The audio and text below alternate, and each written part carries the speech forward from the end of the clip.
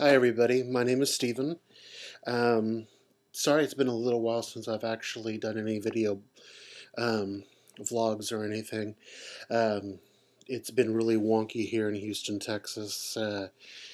Air conditioning one day and ice on the roads the next day, so it's just been all over the place to the high 60s to 20 something degrees. And now we're back to having another cold front and wound up getting sick. I also wound up having to pass a kidney stone for my fourth time, which was always fun. But now I'm ready to get back on track. A lot of great things have happened, a lot of kind of frustrating things that happen. Hopefully, my frustration will be beneficial for some of you people who maybe you're like me that are starting to go through it. Very briefly, I had thought about doing LapBand, and after different research and different things due to my medication, I was not going to be able to successfully do LapBand procedure and decided to go with the vertical sleeve.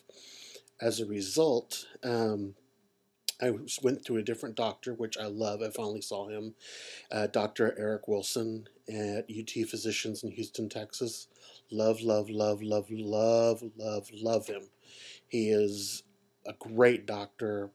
Had spent time with me talking, answering my questions. Um, Agreed that vertical sleeve or gastric bypass would probably be the best thing for me, but I'm not willing to do the gastric bypass. No judgment. If that's the route that you've taken, that's fine. That's just for me the very, very last option for me, and I don't want to go that route. So, but I met with him, met with the nutritionist, um, jumping through the hoops again now to get approved for a vertical sleeve. And let me tell you, I learned some stuff. Number one, if you are not sure whether you want the lap band, the vertical sleeve, or the gastric bypass, when you start doing your insurance necessities such as your psychiatric visit and your letter of medical necessity from your doctor. Again, this is for insurance purposes. I would advise you not to be specific. I'm having to go back, and I had to go back and see the same psychiatrist again and pay my copay again for under 5 to 10 minutes worth of time with him. And the reason that is my paperwork from the first evaluation was done with recommended recommendations for me getting the lap band. And then since I decided to go with the sleeve, I had to go back and re-see him again to have the paperwork changed to say vertical sleeve. Ultimately, he decided let's just cover our bases and say for this patient is mentally healthy enough for bariatric surgery. They understand it, what's going on. So I suggest that unless you're really sure that's the road that you're going to take, so you don't have to redo all the paperwork again, is get it done saying that you're approved for bariatric surgery, not specifically lap band, not specifically vertical sleeve, not specifically gastric bypass, unless you know that's the only route that you're going to take. Because you may have to go back to the doctor, and if this is out of pocket, that's certainly going to, you know, well, I don't know what you have to do with out of pocket if they even require you to do it. I'm sorry, I'm kind of babbling. But I know for insurance purposes, they made me go back and redo that. And I'm also having to see my doctor again to get him to change the letter of medical necessity from lap band to, say, vertical sleeve. Let's see, what else is going on? I went to see my cardiologist. It's kind of difficult when you're doing this insurance thing with your vacation or PTO or sick days because you're trying to save it all for surgery and your recuperation time, But then at the same time, then these doctors are open after hours or on Saturdays. I did find a cardiologist that was open on Saturdays, but on the downside was the good side was I didn't have to take time off to see her. The downside was she saw a little glitch, and she wants me to have a ultrasound as well. Well, they didn't get me pre-approved for an ultrasound, so now I'm having to go again this Saturday and pay another copay to have an ultrasound, which, look, I'm blessed. I have really good insurance. I really have nothing to bitch about. But, maybe if you decide if you have to have that done and you're like me and you go and have something done on a Saturday, you might want to talk to their front desk and say, what are all the procedures that they would normally do, and can you find out if I'm pre-approved for it? Because when they called my insurance company last Saturday, my insurance company was not there. So rather than do this and it might not be covered, they are having me come back this Saturday.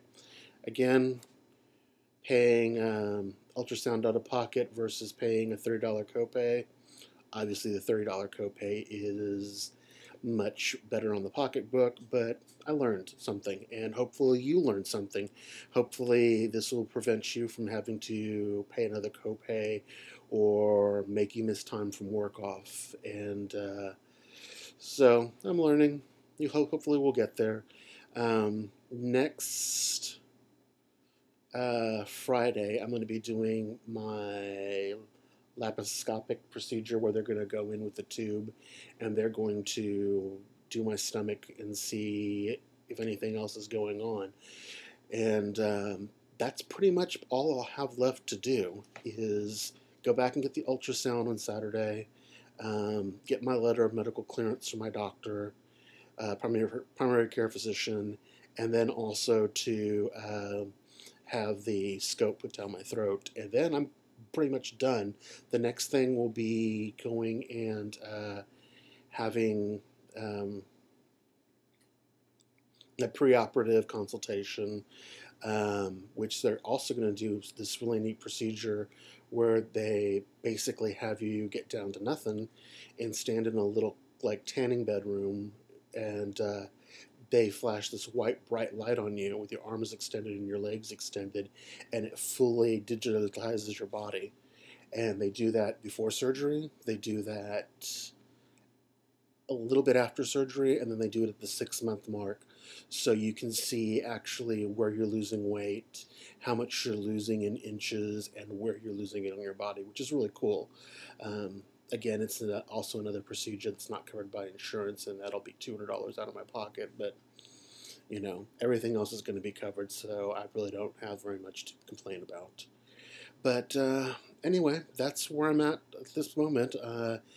The surgery date is getting closer and closer, or the approval date to get surgery is getting closer and closer. It looks like it's going to probably be sometime in March. Keeping my fingers crossed. But that's really all I have for right now. Thanks for all the ads. It's kind of weird, this whole like community of adding things back and forth. I have my own YouTube other page, but this is strictly dealing with weight loss surgery. So, I'll eventually start adding more people on there. It's just right now I'm getting a lot of advertisers too.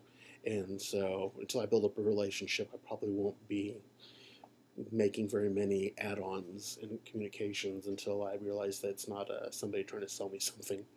But again, I'm babbling. It's late for me, and I'm off to bed. But good luck, everybody, and hopefully you learned something that'll save you some money and some stress and headaches and vacation time.